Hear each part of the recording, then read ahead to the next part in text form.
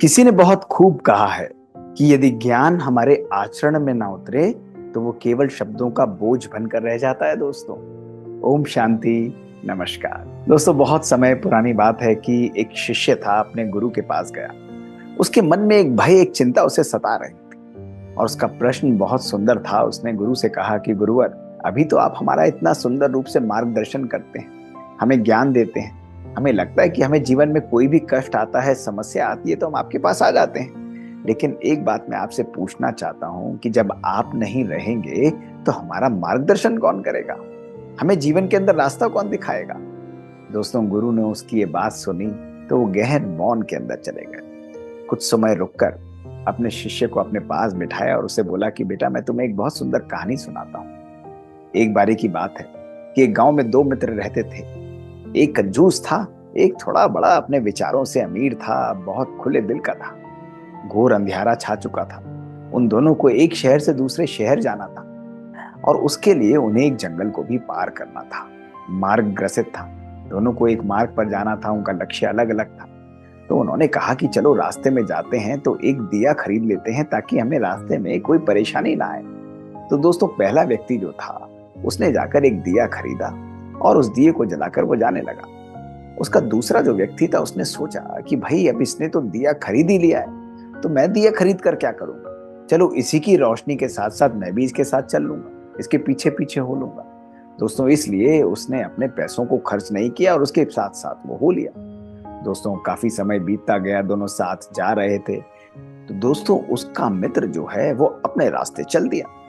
अब जिस रास्ते पर इसको जाना था वहां पर ना लाइट थी, ना कोई रोशनी थी और ना इस व्यक्ति के पास अपना दिया था।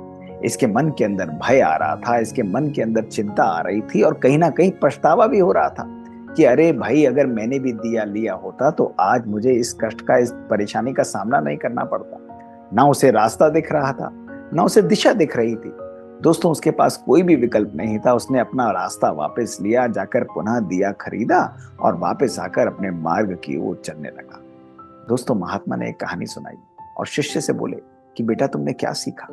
कि दूसरों के द्वारा हमें मार्गदर्शना मिल सकती है, दूसरों के द्वारा हमें गाइडेंस मिल सकती है, लेकिन उस मार्ग पर चलने के लिए हमें स्वयं अपना प्रयास करना पड़ेगा, हमें प्रयत्नशील होना पड़ेगा। दूसरों की रोशनी जिंदगी में हमेशा हमें रोशनी नहीं दिखा सकती।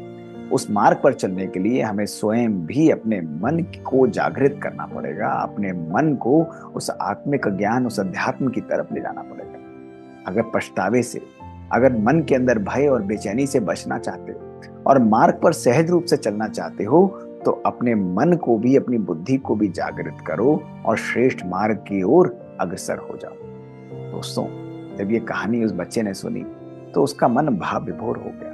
उसे जीवन का एक सत्य मिल चुका था। उसे पता था कि गुरु सदा उसके साथ नहीं रहेंगे, लेकिन स्वयं स्वयं का गुरु भी बनना पड़ेगा। ज्ञान तो हमें मिल जाता है, लेकिन उस ज्ञान को अपने जीवन में धारण करके अपने मार्ग को सुंदर सफलता की ओर ले जाना, ये हमारा ही कर्तव्य है। दोस्तों, ये बात कहीं ना कहीं हमारे जीवन में भी अप्लाई करती है। हम लोग पूरे दिन कोशिश करते रहते हैं कि हम किसी व्यक्ति से कुछ सीखें, किसी महात्मा के पास, किसी गुरु के पास जाकर हम गाइडेंस लें। लेकिन दोस्तों, कभी आपने विचार किया कि हमारे पास ही इतनी शक्ति है कि जब हम अपनी आत्मिक ज्योति, अपने तीसरे नयन, अपनी बुद्धि के नेत्र को खोलते हैं तो हम अपने मार्ग को भी सुंदर रूप से सामने प्रशस्त कर सकते हैं। दोस्तों, अज्ञान के अंधेरे को मिटाकर ज्ञान का दिया अपने मन के अंदर जागृत करना, यही हमारे जीवन, श्रेष्ठ जीवन का आधार है। आज मैं आप सबको यही कहूंगा कि मार्ग हमें दुनिया में कोई भी दिखाएगा, लेकिन दोस्तों, उस मार्ग पर चलने के लिए अपना दिया स्वयं बने, अपनी आत्मिक ज्योति को स्वयं जगाएं। दोस्तों, इस आत्मिक ज्योति को जगाने का अर्थ है अपने जीवन के अंदर परखने की शक्ति, अपने जीवन के अंदर निर्णय करने की शक्ति, अपने जीवन के अंदर सोचने और समझने की शक्ति को जागृत करें। दोस्तों, जब ये चारों शक्तियां हमारे अंदर जागृत होती हैं तो हमारा मार्ग स्वतः ही हमारे सामने खुल जाता है।